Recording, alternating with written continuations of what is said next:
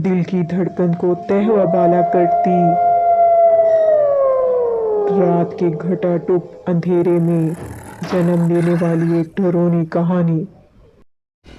ये कहानी महकमा रेलवे में मुलाजमत करने वाले एक शख्स की है जिसकी ज़िंदगी में एक ऐसी रात गुजरी जिसे वो आज तक नहीं भूला।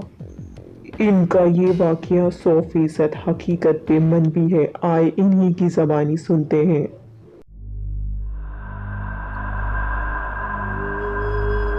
मेरी पोस्टिंग दूर दराज इलाके में हो गई। जिस रेलवे स्टेशन पर मेरी ड्यूटी लगी वो गांव से तकरीबन 4 किलोमीटर के फासले पर वाक़या था। मेरे अलावा स्टेशन पर कोई दूसरा मुलाजिम न था।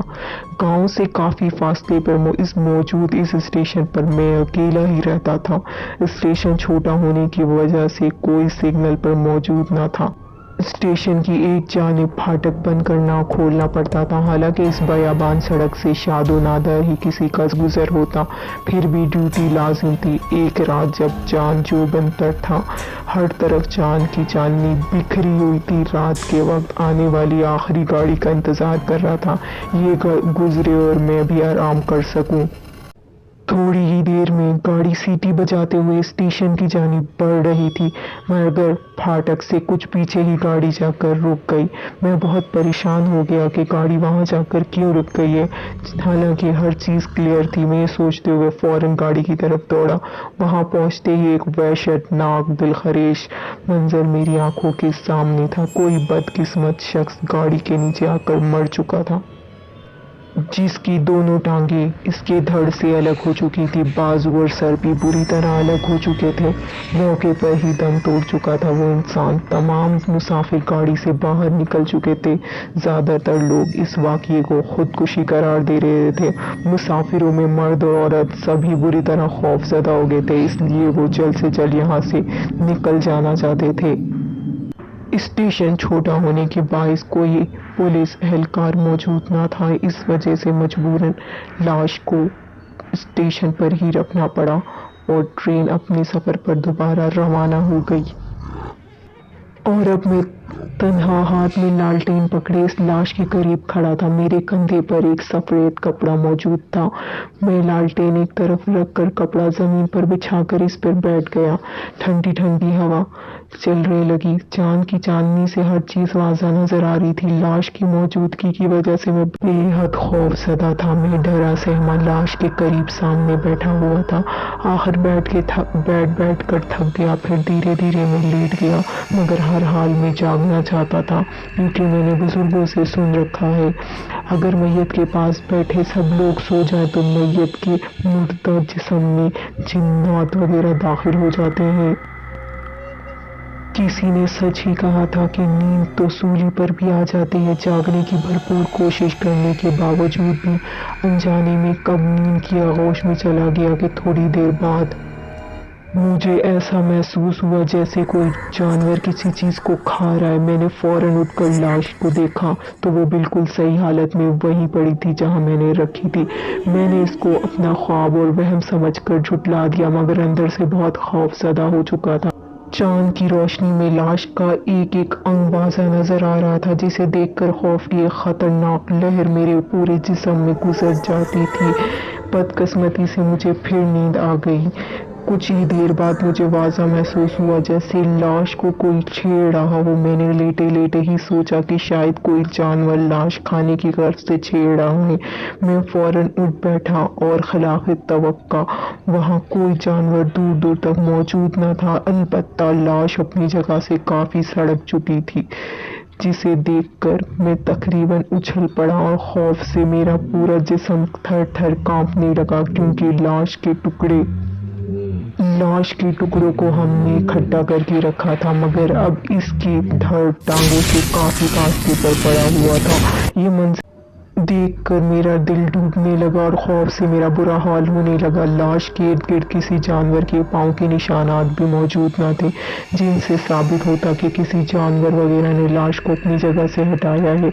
मैं अभी यही सोच रहा था कि अचानक लाश में हल्की सी जंबिश हुई। मैं हैरान व परेशान ये नज़ारा देख रहा था کہ اس کا اوپر والا دھڑ ہلنے لگا، جسے دیکھتے ہی میری جان جیسے لہو پر تک آ گئی اور میرا دل تیزی سے دھڑکنے لگا۔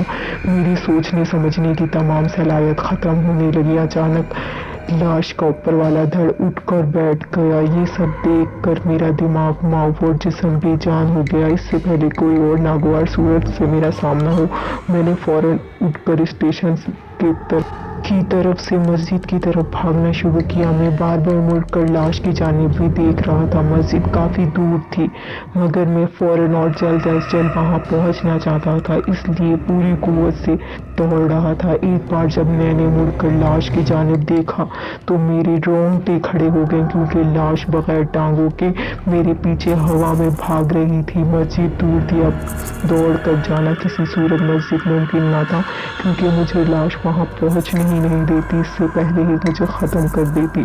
اسی لیے میں ایک راستے میں موجود کمرے میں گھس گیا، جو کہ گاؤں والوں نے اپنی زمین پر بنایا تھا۔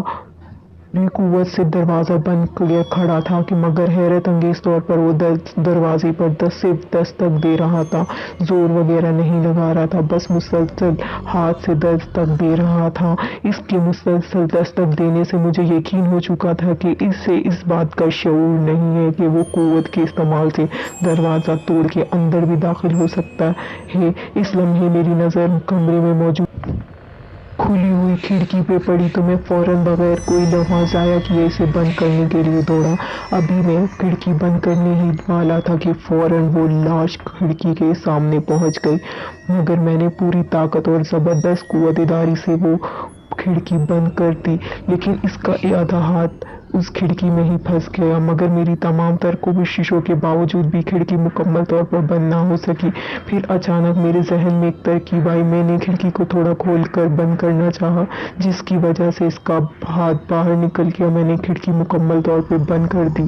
وہ لاش دروازے اور کھڑکی پر مسلسل دستک دے رہی تھی، مگر اندر داخل ہونے سے قاصر رہی۔ پھر تھک ہار کر اس نے دستک کی بجائے دروازہ کھرچنا شروع کر لکڑی کا دروازہ ہونے کی وجہ سے اب وہ لاش اس سے کھرچنے سے محروم رہی تو غصے سے پاگل ہو کر وہ کمرے کے چاروں طرف زور زور سے ہاتھ مارنے لگی۔ تھوڑی دیر بعد مکمل خاموشی چھا گئی، جیسے کہ ہر طرف ہو کا عالم ہو۔ کمرے کے اندر ہبس بہت زیادہ تھی، گرمی کی شدت کی وجہ سے اندر ٹھہرنا انتہائی مشکل ہو رہا تھا۔ آدھا گھنٹہ بالکل خاموشی رہی اور اب شدید ہبس اور گرمی سے میرا برا حال ہو گیا اور بند کمرے کی وجہ سے یہاں ٹھہرنا مشکل تھا۔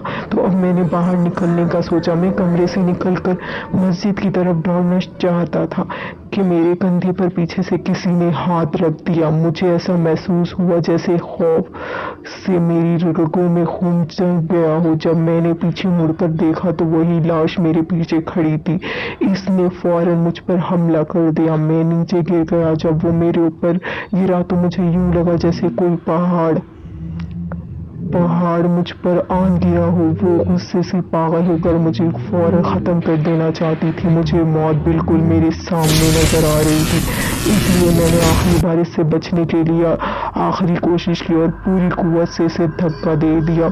میں نے موقع کا فائدہ اٹھاتے ہوئے دوبارہ خود کو کمرے میں بند کر لیا اور اس بار میں سوچنے لگا جیسے آج میری آخری رات ہے۔ میں رو رو کے اللہ سے دعا مانگنے لگا کہ کسی طرح یہ منحوس اور خوفناک رات گزر جائے۔ تھوڑی دیر بعد پھر دروازے پر ٹھک ٹھک ہونے لگی۔ میں خوف سے کانپنے لگا۔ دستک دینے کے ساتھ ساتھ اس کے منہ سے عجیب و غریب اور خوفناک آوازیں نکل رہی تھیں۔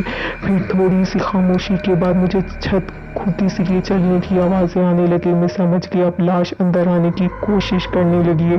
پھر وہی ہوا جس کا مجھے ڈر تھا، وہ تیزی سے کچی چھت کو کھرچنے لگی۔ میں انتہائی بے بسی کے عالم میں بیٹھا ہوا تھا۔ مجھے یقین تھا وہ جلد ہی چھت سے اندر داخل ہو جائے گی، کیونکہ چھت دروازے اور اینٹوں کی طرح مضبوط نہ تھی۔ خوف سے میرا حلق خشک ہو رہا تھا، دل تیزی سے دھڑک رہا تھا۔ مجھے اپنی موت اب یقینی نظر آ رہی تھی۔ لاش تیزی سے چھت کھرچنے میں لگی ہوئی تھی، اب تو باقاعدہ اندر مٹی گرنا شروع ہو گئی تھی۔ پھر تھوڑی دیر بعد وہ چھت کی مٹی نکال کر آسانی سے کمرے میں داخل ہو گئی اور فوراً مجھ پر حملہ کر دیا۔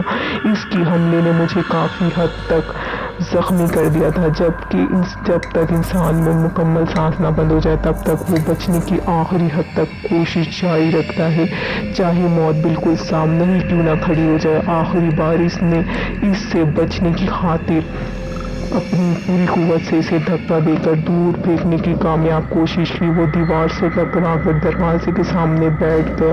وہ میری پریشانی اور بے بسی کو شیطانی انداز میں کہتے لگانے لگا، جیسے مجھے کہہ رہا ہوں، اب تم مجھ سے بچ نہیں سکتے۔